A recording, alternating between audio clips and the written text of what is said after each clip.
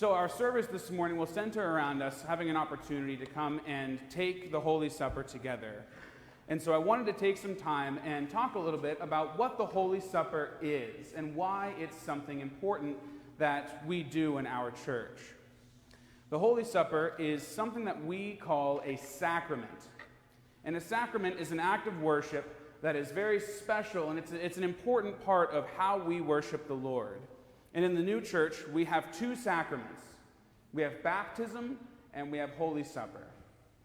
And now baptism is something that sometimes we get baptized when we're babies or as little kids. Sometimes we wait and we get baptized as adults. But usually we only have one baptism in our lives. We only have to do it one time to experience that sacrament. But the Holy Supper is a sacrament that we are invited to do regularly. It's something we're invited to do throughout our life. And it's something special that the Lord gave for all of us. So what happens when we take the Holy Supper? Now, it's called a supper.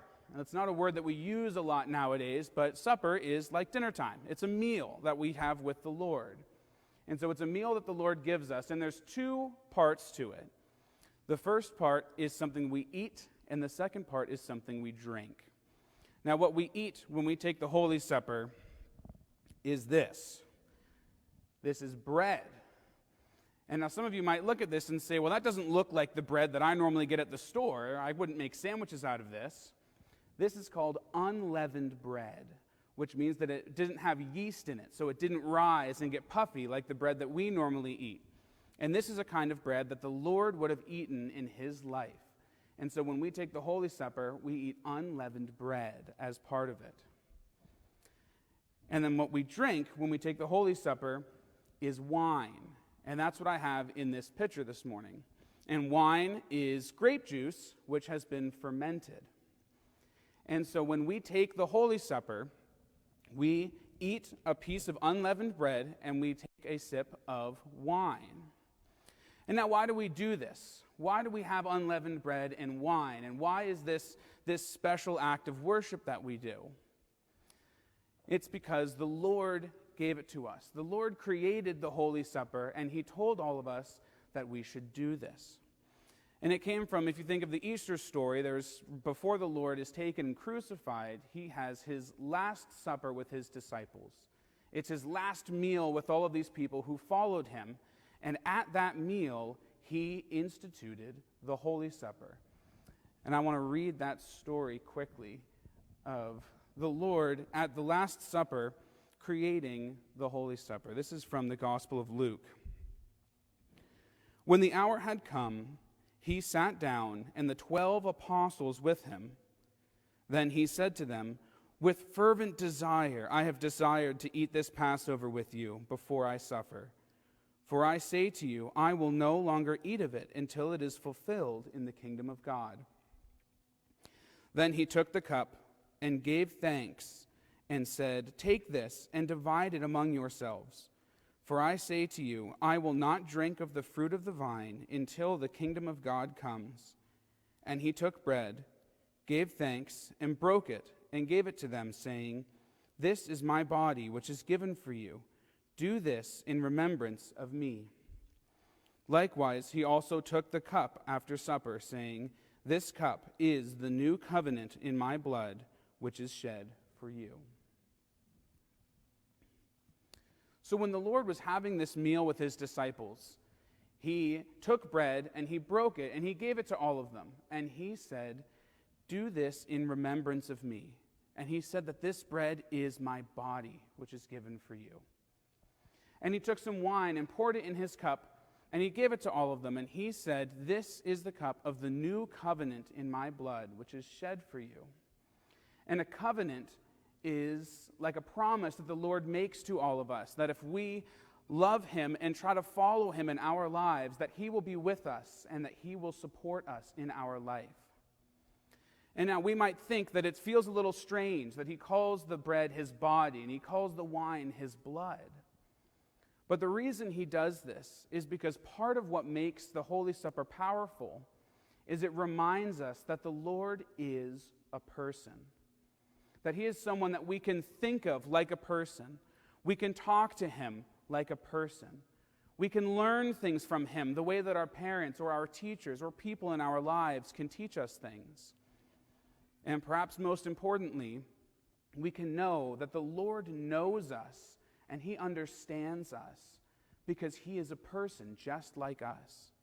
So when we think of the bread being the Lord's body and the wine being his blood, we are remembering that the Lord is a person. But these things also represent something. They have special meaning beyond that. And I want to read something that tells us a little bit about what the bread and the wine represent.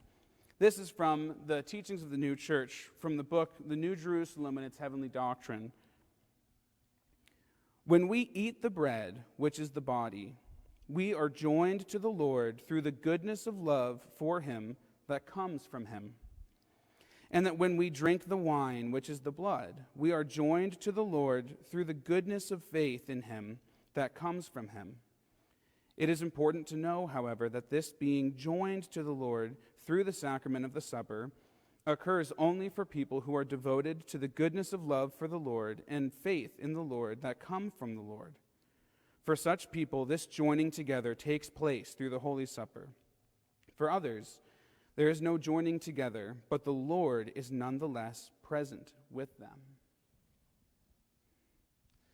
So when we take the Holy Supper, the bread that we eat represents the Lord's love and the goodness that he gives to all of us.